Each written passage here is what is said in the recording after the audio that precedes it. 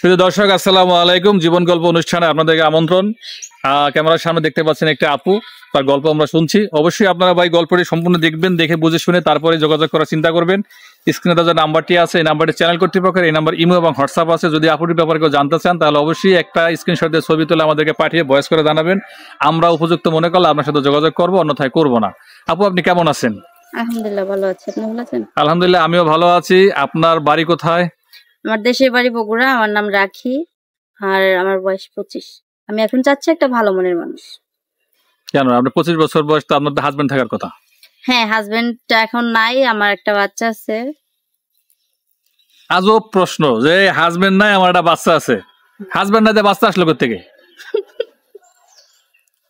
আসতেছে হাজবেন্ড নাই, বাচ্চা আসলো কোত্থেকে, এটা বলতে হবে না? দেবো কেন? আপনি বলছেন যে আমার হাজবেন্ড নাই, আমার একটা বাচ্চা আছে, তো আপনি বুঝাই বলেন যে আপনার হাজবেন্ড নাই, বাচ্চা আছে, এটা এখন জানতে হবে, বলেন। আসলে কষ্টের কথা। তো মনে করেন যে আপনার কাছে এসে হয়তো আমি অনেক খুশি হলাম, ভালো লাগলো হাসে। আপনার আমার হাজবেন্ড নাই, এটাই যে আমাদের ডিভোর্স হয়ে গেছে। তো জানতে যাবেন যে কি কারণে? হ্যাঁ, অবশ্যই। আমি বলছি এই কারণে যে সে নেশাপানি করতো। তো তার সঙ্গে আমি অনেক কি আর বল, আসলে আমার হাজবেন্ড নেশাপানি করতো। তো আমি তাকে অনেক ভালো করার চেষ্টা করছি, কিন্তু পারি নাই। তো পরে মনে করেন যে সে একটা বিয়ে করে ফেলছে। তো সেই কারণে আমি আমার ফ্যামিলি, তার আচ্ছা, ফ্যামিলি। আমার এখানে একটা প্রশ্ন আছে। আপনার সাথে কি সেই মেয়েটা অনেক বেশি সুন্দরী? আসলে কি, যার কাছে যেটা ভালো লাগে ওইটা হচ্ছে যে সুন্দর বা কালো, সেটা মানে না, বুঝছেন? মানে ভালো লাগলে হয়েছে। তো আপনি 3 বছর সংসার করার পরও তার ভালো লাগা বা ভালো না লাগার বিষয়টা কি আপনি বুঝতে পারেন নাই? আসলে কি, ওই যে আমার কাছে টাকা নাই। ও, মানে টাকা নিয়ে প্রবলেম হয়েছে। যে মেয়েটা দ্বিতীয় বিয়ে করছে সে টাকা দিচ্ছে তাকে। হ্যাঁ, তার মানে সে লুবি, হ্যাঁ, এটাই বোঝা যাচ্ছে। হ্যাঁ। তারপরে কি হলো বলেন? ডিভোর্স হয়ে গেল, তারপরে এখন কি অবস্থা? তারপরে আর কি, এখন হচ্ছে যে আমার সংসারে আমার মা আছে আর আমার বাচ্চা আছে 1.5 বছরের। তো আমি এখন সেলাই মেশিনে কাজ করে আমার সংসারটা চালাচ্ছি। তো এখন চাচ্ছি যে জীবনে তো অনেক, আমার বাচ্চা এখন ছোট, তো সেই জন্য চাচ্ছি যে একটা ভালো মনের মানুষ, যে মনে করেন যে একটা বিয়ে শাদী করতে চাচ্ছি। যে আমার বাচ্চাটা এখন ছোট আছে, কিছু বুঝবে না যে কে তার বাবা বা কে কার কি, এসব কিছু বুঝবে না। এই জন্য চাচ্ছি একটা বিয়ে করতে।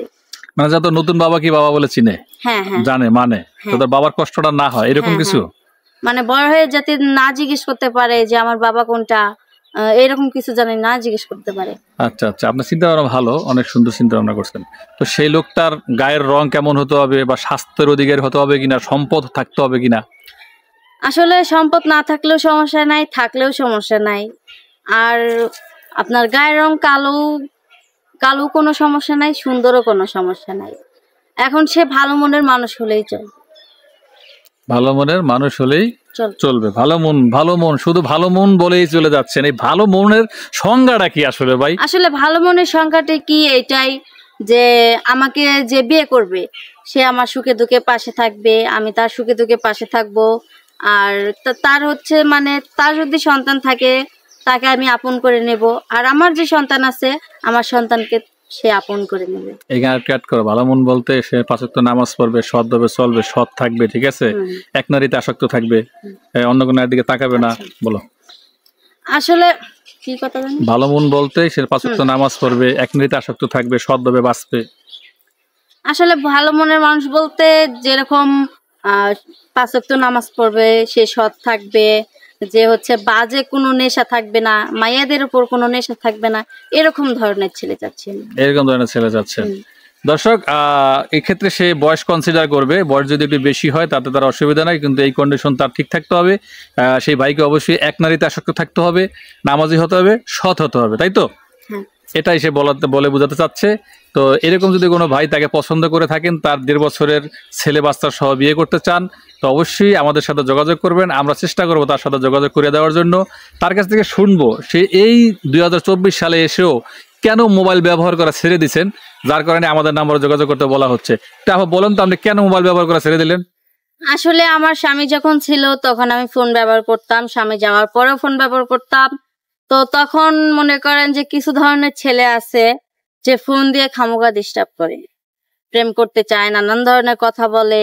এখন আমার তো সেরকম বয়স নাই যে আমি কারোর সঙ্গে প্রেম করব। আমার তো একটা বিয়ে হয়ে গেছে, আমার একটা সংসার ভেঙে গেছে, আর এখন আমার একটা সন্তান আছে।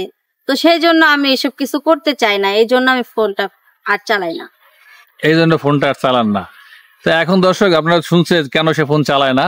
আমার সাথে যোগাযোগ করলে আমি তার সাথে যোগাযোগ করাই দেবো। এই পর্যায়ে আমি ভিডিওটি দীর্ঘায়িত করছি না। যারা তার সাথে যোগাযোগ করতে চান তারাই শুধু আমার সাথে যোগাযোগ করার চেষ্টা করবেন, অযথা ভিডিও কল দিবেন না, কেউ বিরক্ত করবেন না। সবাই ভালো থাকবেন, আল্লাহ হাফেজ। ও